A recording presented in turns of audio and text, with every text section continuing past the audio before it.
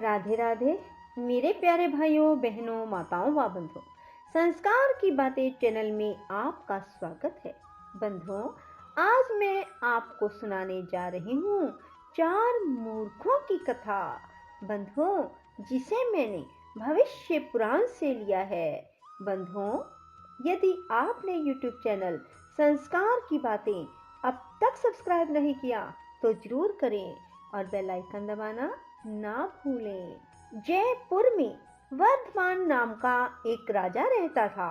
उसके गांव में वेद वेदांग पारंगत विष्णु स्वामी नाम का एक ब्राह्मण निवास करता था।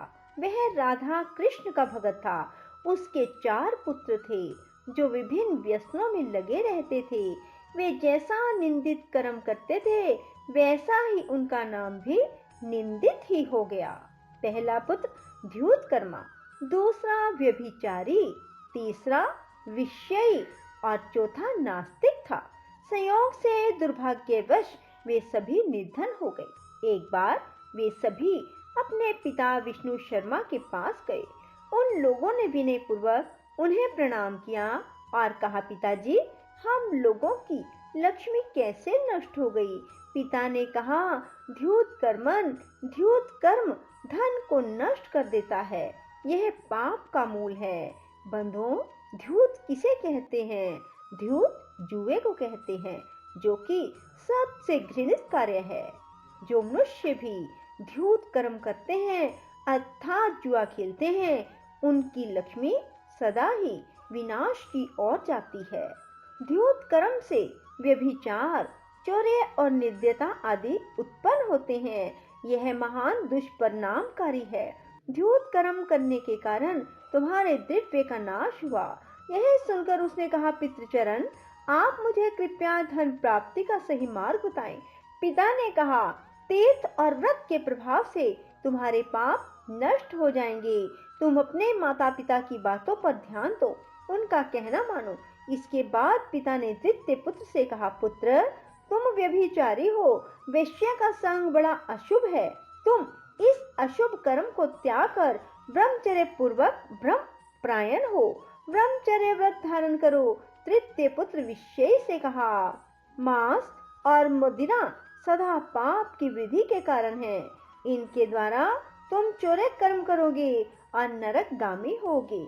इसलिए तुम ऐश्वर्य संपन्न जगतपति सर्वोत्तम भगवान विष्णु के निमित्त द्रव्यों को समर्पित कर मौन होकर भोजन करो। और अपने नास्तिक पुत्र से कहा, तुम देव निंदा और नास्तिक भाव को छोड़कर शुद्ध आस्तिक मार्ग का अवलंबन करो। आत्मा शुद्ध, बुद्ध एवं नित्य है और महादेवी चंडिका महाशक्ति है। सभी प्राणियों के हृदय गुहा में स्थित देवतागण परमात्मा के अंग हैं। उनका ज्ञान प्राप्त कर पाप की शांति के लिए उनकी पूजा करो। यह सुनकर वे चारों पुत्र अपने पिता के द्वारा निर्दिष्ट साधनों में प्रवृत्त हो गए और सुंदर ज्ञान की प्राप्ति के लिए सर्वेश्वर शिव की आराधना भी करने लगे। भगवान शंकर ने वर्ष भर में उन्हें संजीवनी विद्या प्राप्त कर दी। वे संजीवनी विद्या प्राप्त कर एक वन में आए और वहां बिखरी व्याघ्र की अस्थियों पर विद्या की परीक्षा करने लगे। प्रथम पुत्र ने मरे हुए व्याघ्र की अस्थियों को एकत्र करके उस पर मंत्रपूत जल छिड़का। उस मंत्र के प्रभाव से वे अस्थियां पंजर रूप हो गई। दूसरे व्यभिचारी पुत्र ने उस पर मंत्रपूत जल छिड़का, जिसके प्रभाव से वह पंजर मांस और रुधिर से संपन्न हो गया। विषय पुत्र ने उसके ऊपर अभिमंत्रित जल छिड़का, फलस्वरूप त्वचा और प्राण उसमें आ गए। सोए हुए व्याघ्र को जीवित करने के लिए नास्तिक पुत्र ने जल छिड़का। मंत्र के प्रभाव से जीवित होने पर उस व्याघ्र ने उस सभी का भक्षण कर लिया। बेताल ने राजा से पूछा, राजन, अब आप बताएं कि उन चारों में सबसे बड़ा मूर्ख कौन था? राजा बोले, जिसने मरे हुए व्याघ्र को जलाया वही सबसे बड़ा मूर्ख है। इस उत्तर से बेताल अत्यंत प्रसन्न हो गया।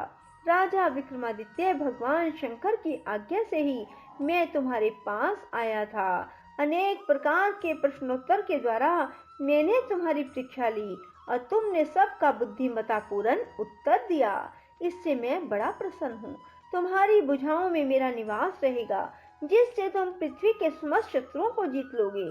दस्युओं के द्वारा सभी पुरियां, विविध क्षेत्र, नगर आदि नष्ट कर दिए गए हैं। इसलिए शास्त्र में बताए गए परिमाण के आधार पर पुनः उनकी रचना करवाओ और न्याय पूर्वक पृथ्वी का शासन करो।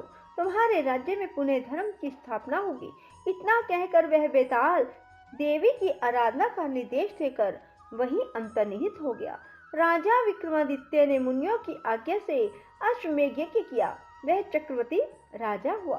धर्म पूर्वक राज्य करते हुए अंत में राजा विक्रमादित्य ने स्वर्ग लोक प्राप्त किया। राजा विक्रमादित्य के स्वर्ग गमन को जानकर शौनक आदि महर्षियों ने लोमहर्षण सूत महाराज से पुनः इतिहास और पुराण की पुण्यमयी कथाओं का श्रवण किया और आनंदित होते हुए सभी अपने अपने स्थानों को चले गए। बोलो कृष्ण भगवान की जय। शिव शंकर भोलेनाथ की जय। राधे राधे। जय श्री कृष्णा। बंधुओं, यदि आपको हमारी वीडियो पसंद आए तो इसे लाइक करें और शेयर भी जरूर करें। धन्यवाद।